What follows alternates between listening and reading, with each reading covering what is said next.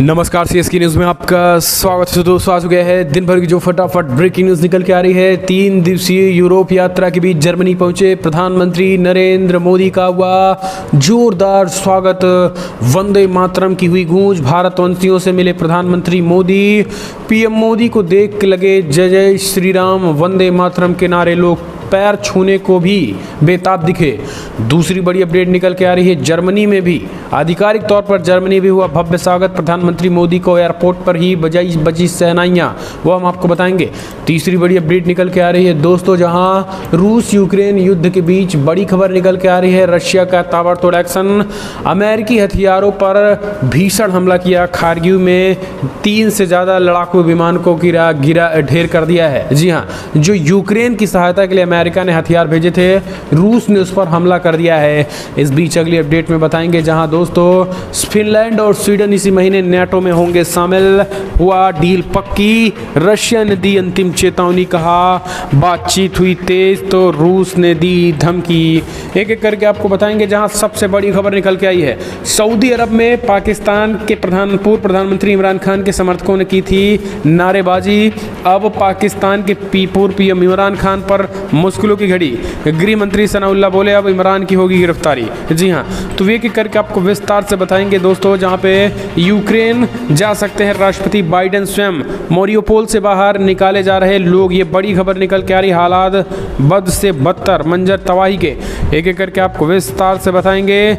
लेकिन उससे पहले छोटा सा निवेदन, अगर आपने चैनल को सब्सक्राइब नहीं किया, पल पल के अपडेट के लिए चैनल को सब्सक्राइब करना ना भूलें। और इस देश की इंडियन आर्मी के लिए अगर आपको भी गर्व करते हैं तो इस देश की इंडियन आर्मी के लिए जय हिंद लिखना मत भूलिएगा दोस्तों। दरअसल पहली बड़ी अपडेट निकल के आ रही है, आपको बता दें जर्मनी प्रधानमंत्री नरेंद्र मोदी का हुआ भव्य स्वागत बर्लिन में। आपको बता दें जर्मनी चांसलर ओल्फास एल्कोस ने किया प्रधानमंत्री मोदी का स्वागत।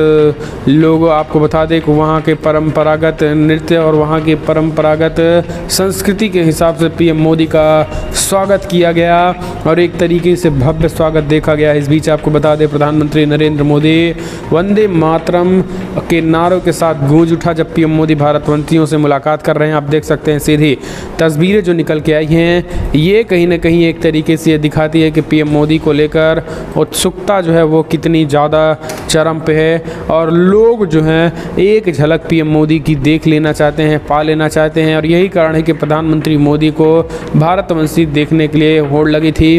प्रधानमंत्री मोदी का गर्मजोशी से स्वागत किया गया। इसी बीच आपको बता दें आज जर्मनी के चांसलर ओल्फ शॉल्ज के साथ द्विपक्षीय बैठक भी करेंगे और भारत जर्मनी अंतर सरकारी विचार विमर्श कार्यक्रम की भी अध्यक्षता करेंगे।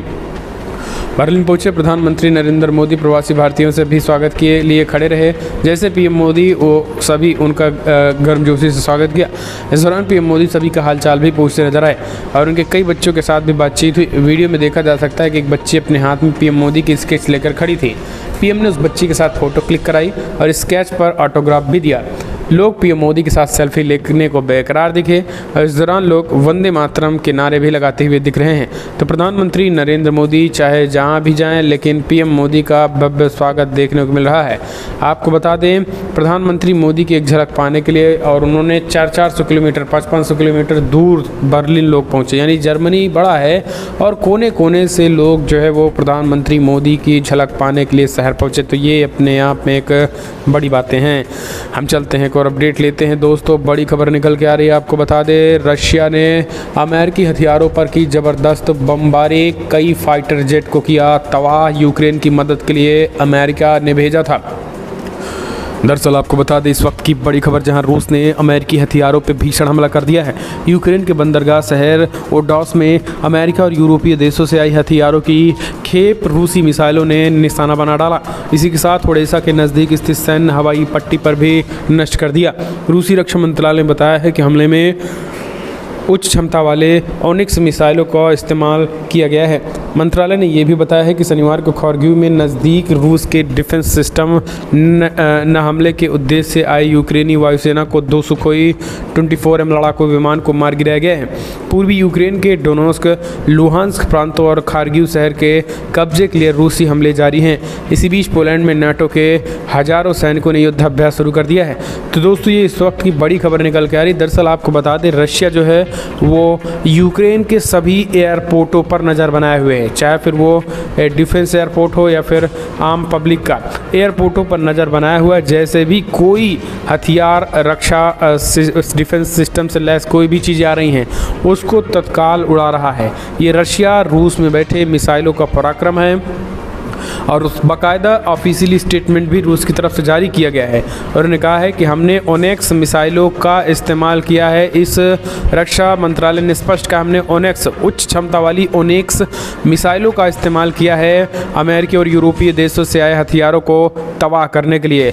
तो दोस्तों एक बार फिर से जंग और स्थिति हालात ख़राब होती जा रही है, क्योंकि अमेरिका और यूरोपीय देशों के हथियारों को नष्ट करना रूस कहीं ना कहीं एक तरीके से अब एक कदम आगे निकल गया है, यानी बिना युद्ध किए ही युद्ध खत्म कर देना चाहता है।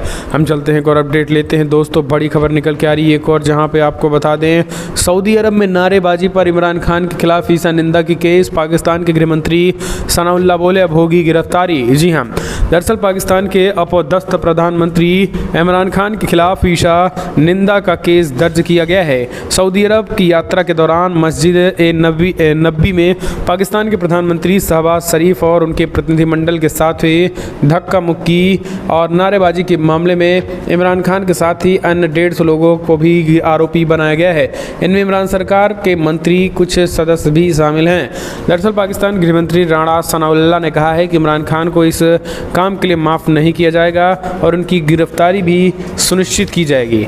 दरअसल पिछले गुरुवार को शहबाज और उनके साथ गए प्रतिनिधिमंडल के साथ सदस्य जैसे ही मदीना में हजरत की मस्जिद पहुंचे, इमरान समर्थक माने जा रहे कुछ तीर्थयात्रियों ने उनके खिलाफ नारेबाजी शुरू कर दी और उनके चोर चोर गद्दार गद्दार कहने लगे।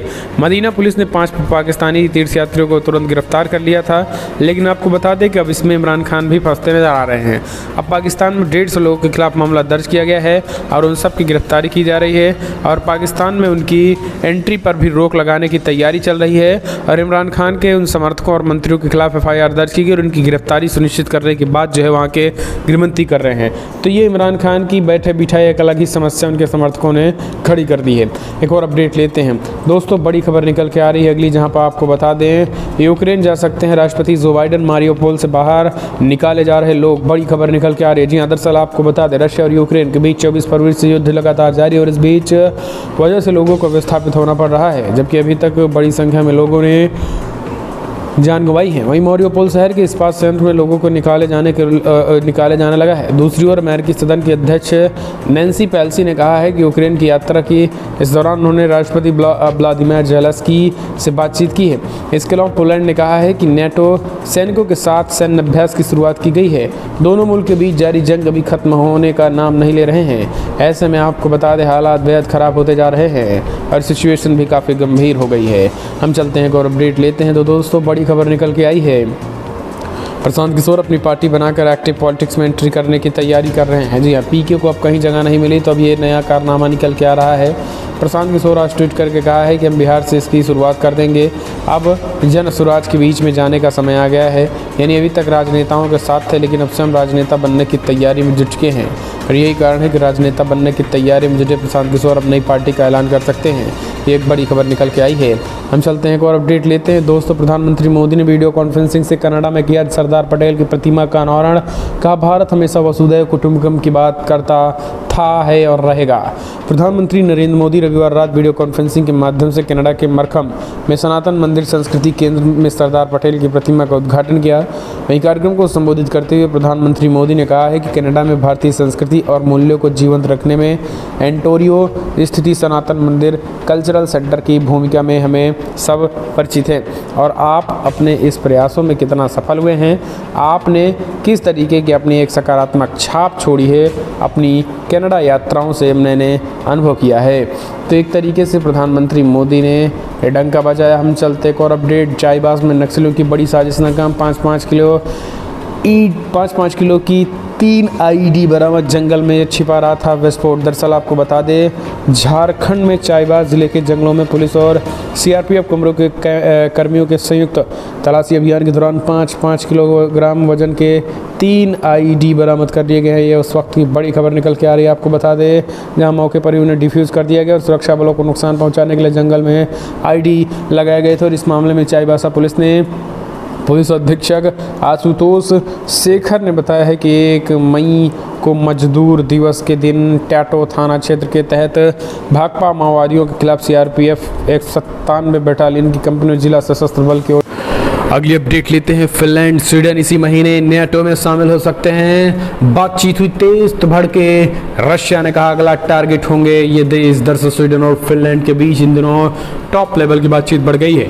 ऐसे में इस बात की चर्चा तेज हो गई है कि दोनों मुल्क 16 मई को संयुक्त रूप से नेटो में शामिल होने का ऐलान कर सकते हैं। दरअसल स्वीडन के प्रधानमंत्री मैग्लेडेना एंडरसन और फिनलैंड के प्रधानमंत्री सना मार्लिन बर्लिन के पास स्लॉस में सर्गवेन में जर्मनी के चांसलर ओलाफ सोल्ज के साथ मुलाकात करेंगी। दोनों नेताओं के बीच ये मुलाकात 3 मई को होने वाली है। इनमें सुरक्षा मुद्दों को लेकर चर्चा भी होगी, लेकिन बैठक के दौरान दोनों मुल्कों के नेटो में शामिल होने पर भी बातचीत होगी।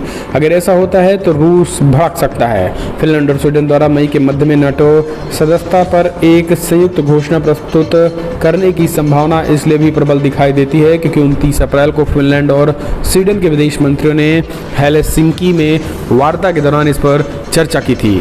फिनलैंड और स्वीडन के लिए सदस्यता प्रक्रिया में तेजी लाने के लिए नेटो खुद बेताब नजर आ रहा है। दरअसल नेटो चीफ जेंस स्टोलनबर्ग ने 28 अप्रैल को फिनलैंड के राष्ट्रपति और सशस्त्र बलों के commander in chief Sauli Niinisto के साथ बातचीत की थी। तो दोस्तों आपको बता दें कि जो ये मामला निकल के आ रहा है, इनमें रशिया ने साफ साफ फिनलैंड और इन स्वीडन देश को भी चेतावनी दे रखी है। हम चलते हैं एक और अपडेट। पूर्व राष्ट्रपति मैत्रीपाल सिरिसेना की मांग, देश में नए सिरे से हो चुनाव, मौजूदा सरकार के सत्ता में रहने पर घरों में ही मरने लगेंगे लोग। श्रीलंका के पूर्व राष्ट्रपति और श्रीलंका फ्रीडम पार्टी एसएलएफपी के अध्यक्ष मैत्रीपाला सिरिसेना ने देश में नए सिरे से चुनाव कराने की मांग कर डाला है। रविवार को पुरापोल्लम में अपनी पार्टी द्वारा आयोजित 1 मई दिवस रैली में उन्होंने इसका आह्वान किया है। सिरिसेना ने कहा है कि देश एक बड़ी त्रासदी का सामना कर रहा है, ऐसे में नेताओं को लोगों के साथ आना चाहिए।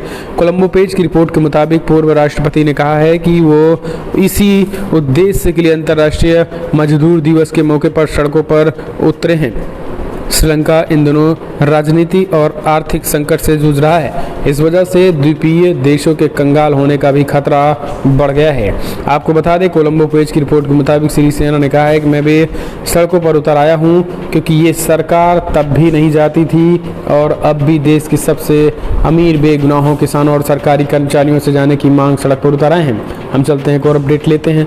दोस्तों बड़ी खबर निकल के आ रही है एक और अगली, जहां पे हम आपको बता दें किसी को भी टीका लगाने के लिए बाध्य नहीं किया जा सकता है। पाबंदियां भी ठीक नहीं, सुप्रीम कोर्ट का नया आदेश। दरअसल कोरोना वैक्सीन लगवाने से देश में बहुत लोग हिचक रहे हैं। ऐसे में कई मामले सामने आए हैं जब स्वास्थ्य कर्मियों से लोग टीका न लगवाने को लेकर झगड़ते दिखे। अब सुप्रीम कोर्ट ने इस समय कहा है कि किसी भी व्यक्ति को जबरदस्ती टीका नहीं लगाया जा सकता है। अदालत ने कहा है कि किसी भी व्यक्ति पर टीका लगवाने के लिए दबाव नहीं डाला जा सकता। अदालत ने कहा कुछ राज्यों और संगठनों ने टीका न लगवाने वाले लोगों के पब्लिक प्लेस पर आने पर पाबंदियां लगाई दी हैं और ये पाबंदियां ठीक नहीं हैं और मौजूदा स्थिति में इन्हें वापस लिया जाना चाहिए। तो दोस्तों कोरोना को लेकर सुप्रीम कोर्ट ने बड़ा बयान दिया। हम चलते हैं और अपडेट लेते हैं। दोस्तों बड़ी खबर निकल के आ रही है जहां बसपा के पूर्व एमएलसी हाजी इकबाल पर यूपी पुलिस ने फिर कसा शिकंजा। खनन माफिया के 21 करोड़ रुपए की संपत्ति को किया जब्त। जी हां, दरअसल आपको बता दें बसपा के पूर्व एमएलसी हाजी इकबाल उर्फ बाला की बेनामी संपत्तियों को यूपी पुलिस ने जब्त कर ली है। पूर्व एमएलसी हाजी इकबाल ने अपने नौकर नसीम के नाम 50 बेनामी संपत्तियां करवा रखी थी जिनकी कीमत करीब 21 करोड़ रुपए है। सहारनपुर पुलिस ने कार्रवाई 14(1) गैंगस्टर एक्ट के तहत की है। वहीं जिले की एसएसपी आकाश तोमर ने कहा है कि माफिया के खिलाफ ये अभियान जारी रहेगा। यही नहीं, पुलिस की कार्रवाई जल्द में इकबाल की लोकल यूनिवर्सिटी भी आ सकती है। दरअसल एसएसपी के मुताबिक पुलिस ने बेहट क्षेत्र में हाजी इकबाल की इन बेनामी संपत्तियों को चिन्हित कर लिया था जिनमें 600 बीघा जमीन भी शामिल है। यही नहीं, खनन माफिया हाजी इकबाल ने अपने करीबी नौकर नसीम पुत्र अब्दुल गफ्फार उर्फ गफूर निवासी मिर्जापुर को अपनी करोड़ों की बेमानी संपत्ति का मालिक बना रखा था। तो दोस्तों अब आप समझ लीजिए कि किसको किसको न जाने किसको किसको ये संपत्ति के मालिक बना रखे हैं और इन पर शिकंजा कसा है। हम चलते हैं एक और अपडेट। यूपी में योगी अब रमजान से पहले 54,000 लाउड स्पीकर उतरे, 60,000 की वॉल्यूम कम। महाराष्ट्र में कल से डेडलाइन पर राज ठाकरे अड़े।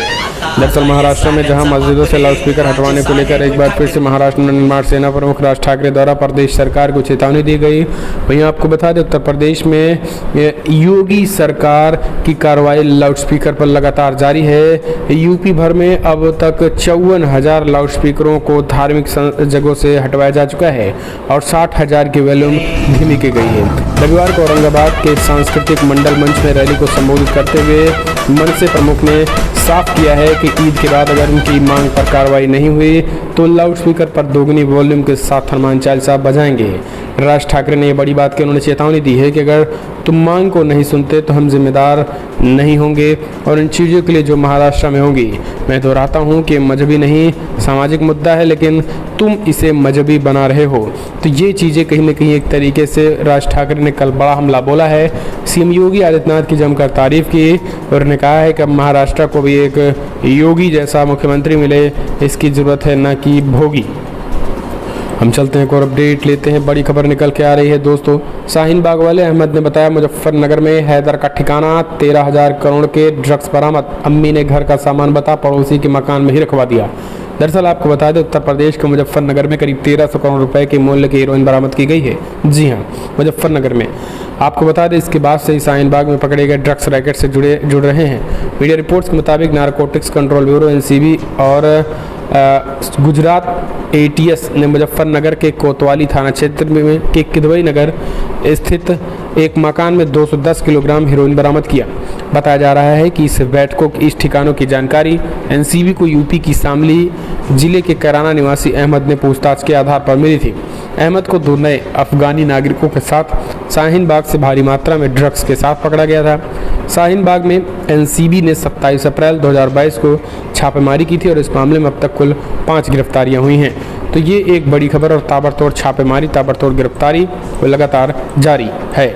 हम चलते हैं एक और अपडेट। माथे पर त्रिपुंड, गले में रुद्राक्ष और बाजू में राम, जाने कौन है WWE के वीर महान। WWE की दुनिया में द ग्रेट खली से शायद पहले आप भारतीय रेसलर हो जिन्होंने अंतर्राष्ट्रीय स्तर पर इतनी नाम कमाया है। लंबे समय तक किसी इंडियन रेसलर्स का नाम सुर्खियों में नहीं रहा है, मगर अब WWE की रिंग में एक और भारतीय रेसलर अपना कमाल दिखाना शुरू कर दिए हैं। इनका नाम है वीर महान। WWE की रिंग में वीर महान अपने खुले बाल और माथे पे टीका और त्रिपुंड के लिए जाने जाते हैं। आपको बता दें जब वो प्रदर्शन करते हैं तो उनके प्रतिद्वंदी रिंग को उठाकर बाहर ही फेंक देते हैं। उनके प्रतिद्वंदी को हाल ही में उनका मुकाबला सैम स्मोदर्स के खिलाफ था, जिन्होंने रिंग में टिकने ही नहीं दिया, यानी रिंग में उनको वीर महान ने टिकने ही ना दिया। इस बीच आपको बता दें वीर महान का स्टाइल, उनका लुक हर जगह चर्चा का विषय है। लोग जानने के इच्छुक हैं कि खली के बाद वो कौन भारतीय रेसलर जिसने बड़े बड़े विदेशी पहलवान खौफ खाते हैं और उसे उनके विदेशी फैन भी उन्हें देखकर भारतीय लुक को फॉलो करते दिख रहे हैं। दरअसल वीर महान उत्तर प्रदेश की गोपीगंज निवासी है और उनका असली नाम रिंकू सिंह राजपूत है। 8 मई 1988 को उनका जन्म एक ट्रक चालक के घर पे हुआ था और जिनके 9 बच्चे हैं। रिंकू को बचपन से ही पहलवानी का शौक था, मगर स्कूल के दिनों में रिंकू सिंह ने भाला फेंकने में महारत हासिल कर ली थी और उन्हें भाला फेंक में जूनियर नेशनल में पदक भी मिल गया था। तो ये चीज़ें कहीं ना कहीं आप देख सकते हैं। यहाँ पर रिंकू सिंह ने पूरी दुनिया में नाम बढ़ाया है भारत का। जिस तरीके से उन्होंने भारत की संस्कृति और सभ्यता को साथ लेकर चला है, जिया है, यही कारण है कि वो विजयी भी होते रहे हैं। फिलहाल